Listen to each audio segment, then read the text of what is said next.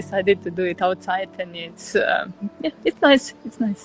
I Hopefully the wind will not be too much noisy. So Yeah. Well, it's really nice to see you and all the greenery behind you, especially, for me being here in Dubai. And hello, everyone joining us. I didn't get a chance to introduce today's topic, and I'm very excited about this one. And we will be discussing how to deal with various physical pain and symptoms that we all experience at some point. So, anything you want to say as part of introduction, Petra? yeah, that physical pain is something that is a part of our lives. And sometimes we make a big deal out of it, and it's nothing serious, but we go into those victim states of mind.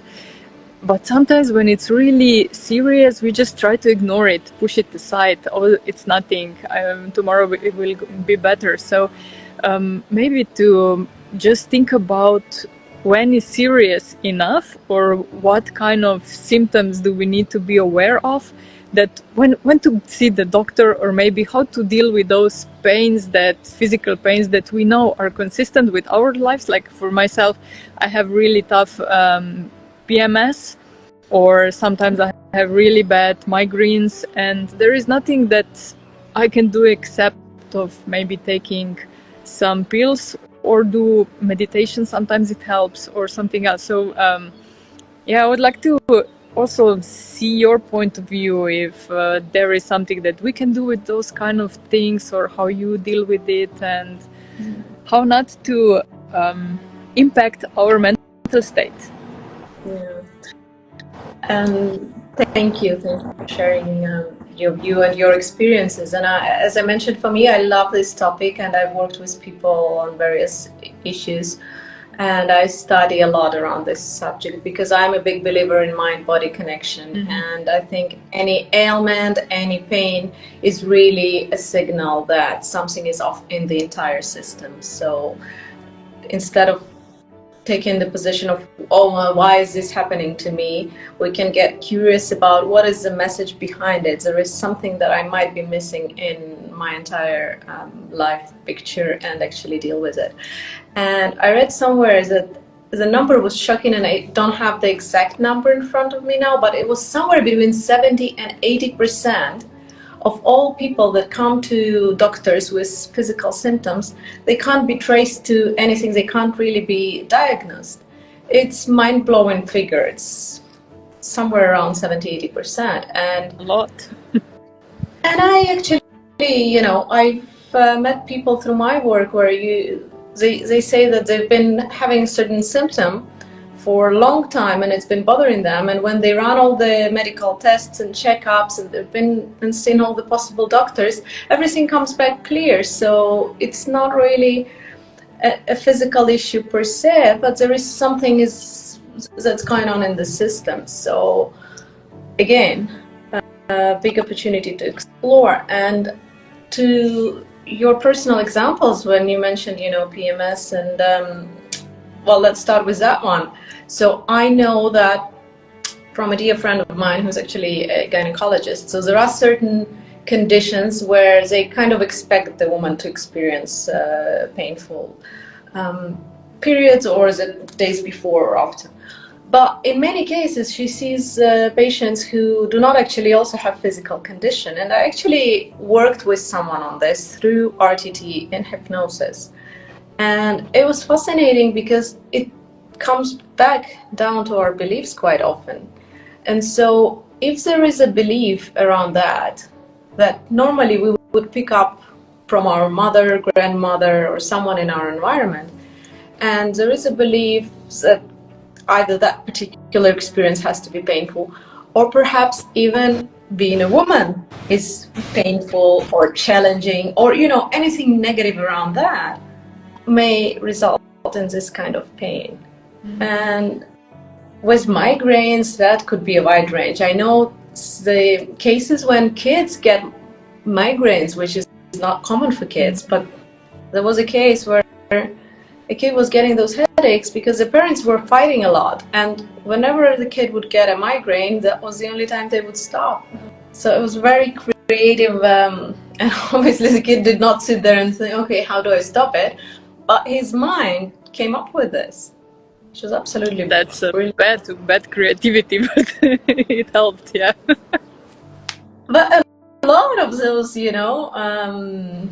diseases and things that make us feel bad, they're just adaptations at certain parts in our lives that become maladaptive when we carry them on for many years, well beyond their time. Yeah. Yeah. So my question also with that would be how to mentally prepare if you have maybe some chronic pain. Let's say, okay, we can explore it in somatic ways, why the pain is here and what is telling us what we can do. But for example, maybe somebody hurt a knee or hurt their back, and this is physical pain that it isn't connected with some mental states, but it's present, it's everyday here, and slowly it starts to eat away our good mood, because if you feel this pain every day, you're not very cheerful and happy and full of energy. How to deal with this kind of pains? Do you have any thoughts on that? That's a great question, and I think that also happens, all sorts of injuries and sports accidents, etc. And I think one can approach it on several levels as well. So one is what I see, for example, in sports, people would get injured and then they would say, well, I'm not going to go see a doctor. I'll just wait and see. Maybe it just heals on its own, which normally I'm the last person to go and see a doctor. But at the same time, if I know it was an injury, I was playing and then my ankle got twisted, I probably want to go and check it out before it gets worse. So one is really, I would say, have a think. Does it make sense to wait? Or maybe you want to actually go get it checked, maybe get an x-ray or whatever and get the treatment. Or physiotherapy is great in many of those instances. So when help is available and some sort of healing modality is possible, I would say this is, in my view, a great solution. And of course, as always, we can still use our mind. And, one of my mentors, Marisa Peer, I think is a great example of that. And she tells all these stories when she recently, I think a year and a half or 2 years ago, she was hit by a car and she broke her leg in multiple places. And it was quite bad. But she kept, telling herself that her leg is healing and that she's going to be all right. And the doctors actually warned her that it's going to take, I don't remember how many months, but she healed much faster because she was actively, and I think it's always very important to take active responsibility and be actively involved in your own healing, no matter what the process is, because people who just come to the doctor or whoever and say, fix me, they are not likely to get good results. But if you're doing whatever you can from your end, be it stretching, and also if it's physical, right? They may tell you do exercises. So when I had the ankle injury, I also learned about exercises that I could do for my ankle, and they were super helpful. But then you need to be disciplined to go back and do it every time, rather than just pop a pill and wait for it to go away, right? So I would say taking responsibility, being actively engaged, and and also not maybe believing in what often happens with doctors also nowadays. They're trying to almost manage everyone's expectations and be on the side of caution, and they would say, well, it will take you 2 months or 3 months, whenever. And there was an experiment where they said that that's almost like the program in your mind. So yeah, I think it was from Ellen Langer. I don't know if you've heard of that experiment. This is a lady who does all this counterclockwise and chambermaids. So they did it on the moon, and they adjusted the clock. One was running normal speed, and one was double the time, and one was slower. And if the person expected that a certain wound will heal in a certain period of time, it really ended up healing in that period of time, even if the watch was double the pace. So, or slower. so what she concluded was, that it would perhaps be more helpful for the doctors not to tell you, oh, on average it takes 3 months, but saying we've actually seen people recover from this in as little as 3 weeks. Mm-hmm. To kind of give the idea that this is possible to the person. Yeah, now when you were talking about it, I remember I was reading about one study where they just put together a bunch of 80 years old people, and they put them in one, I don't know if it was a castle or something, but everything was prepared like in their youth. So they were playing the videos, the films, the movies, everything. Also the newspapers were from that period of time. And after I think one week or 2 weeks, they all get more vibrant and they were physically more young because they were just like going back in time capsule in their 20s, and their bodies kind of adjusted to that. So it's this mind and body connection. It's really, really amazing. And before you were talking about those physical pain and treatments and this kind of stuff, I think the mental approach is really important also, in regards like doing some meditation, healing meditation, or seeing yourself being in the process of healing.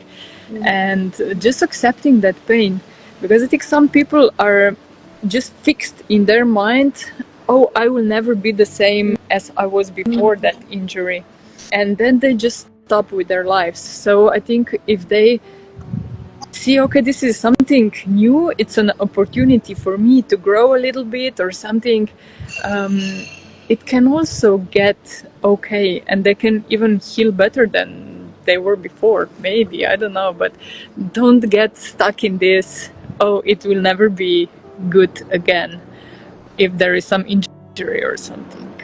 Yeah, that's a really good point. I think it's also around acceptance of what is rather than resisting it. And you're almost, with resistance, you're kind of wasting all your energy on trying to fight against what is, but it is there, and it is there for a reason. And if you look from sort of psychological point of view, most of illnesses, pains, etc., they come up either as a protector to protect us from something, and as absurd as it may sound, it actually does serve a purpose. And sometimes it comes up as a punishment if we really believe that we've done something really bad, and and we keep playing that broken record in our mind subconsciously that we're a horrible person because we've done something wrong. Then we almost feel like we deserve that punishment, and of course we don't consciously decide, I'm going to give myself whatever disease is there or pain, but the subconscious mind may pick it up. So I think acceptance is a very good one. Acceptance, and my favorite, curiosity. Yeah, listening to your body. When your body is giving you signals that something is off, listen to it and take the break if it's needed. Don't just push, because if we push beyond the limits of our body, then somewhere will break. And maybe it's a short illness, or it's some injury, or something happens. So yeah, listening to your body is quite a big one, but not in terms, I want that Nutella or that donut. Yeah, that's a good one to distinguish. Yeah. Yeah, I had a thought and it just escaped me. About Nutella? You're craving Nutella now? Oh, but maybe you distracted me with the Nutella.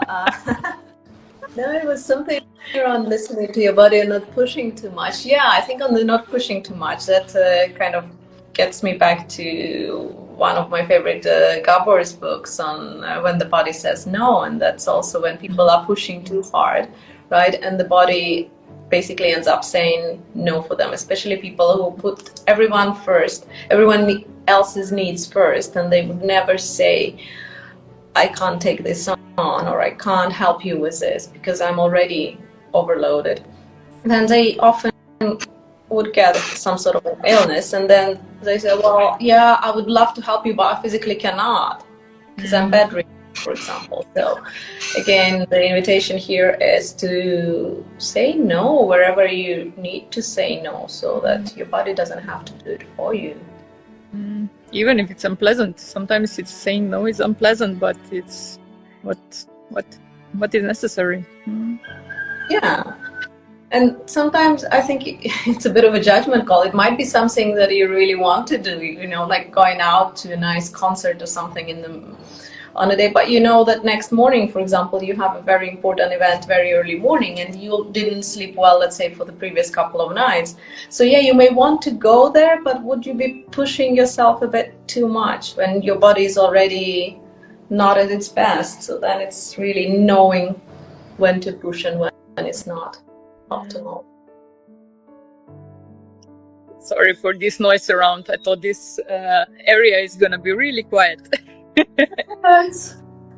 It's good. It's very real, authentic.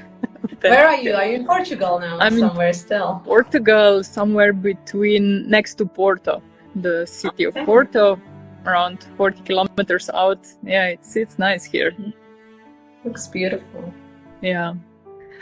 So for the I don't have anything else to explore, I think, around this topic. So what I would suggest is just, yeah, like you said, to be curious about physical pain. Why is it here? Is it something somatic, or it's something that our body just needs? Maybe some rest or some vitamins or minerals, electrolytes. What is it? So yeah, curiosity is always the key.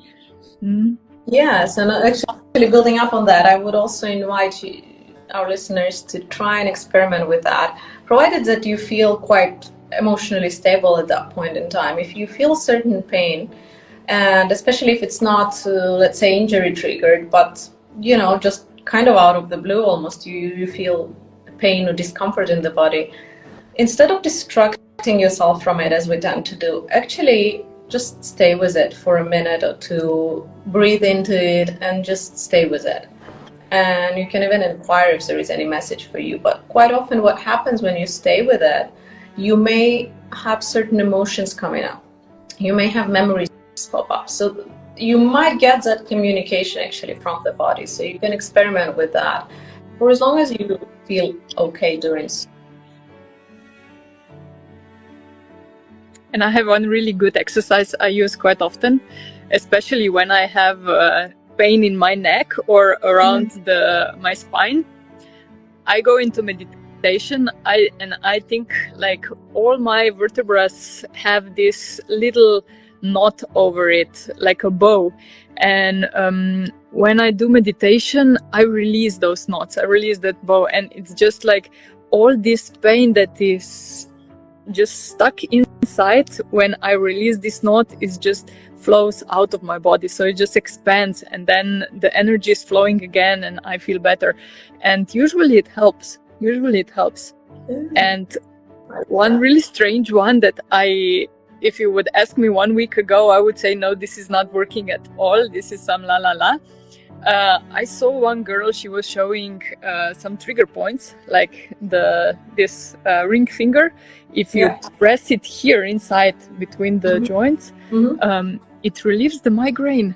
And I was doing that now for more than 1 week. Whenever I felt a little bit of headache building up, I start to squeeze this point and just massage it. I don't have migraine. I don't have a headache. So this is like, wow.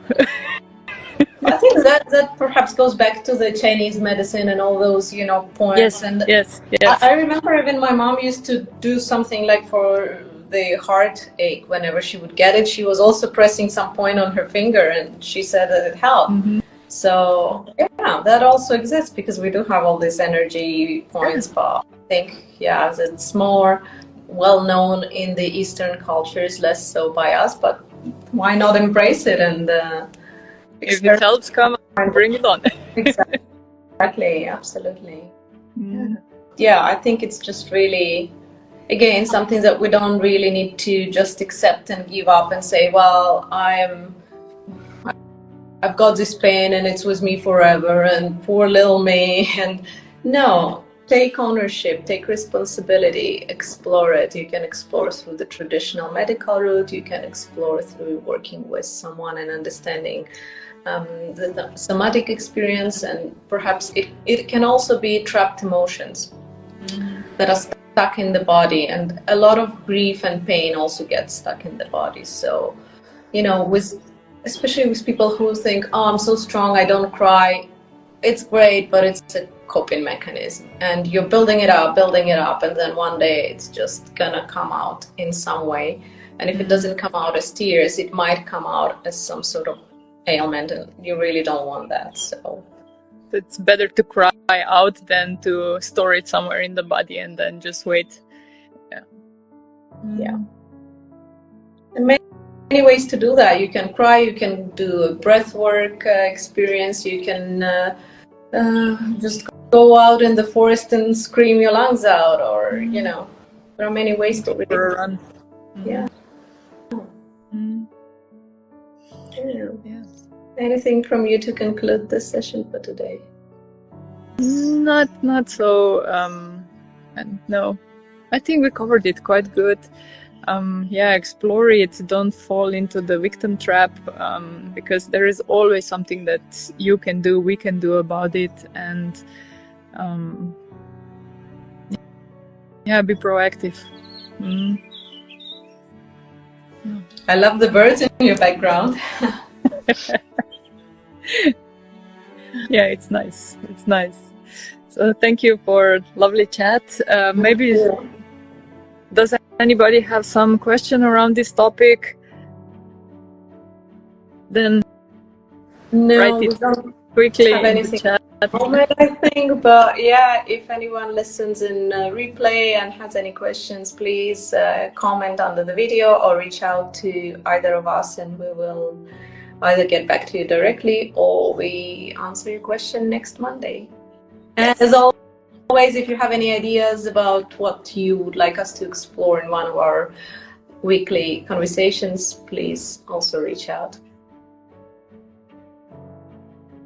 Thank you. See you next week.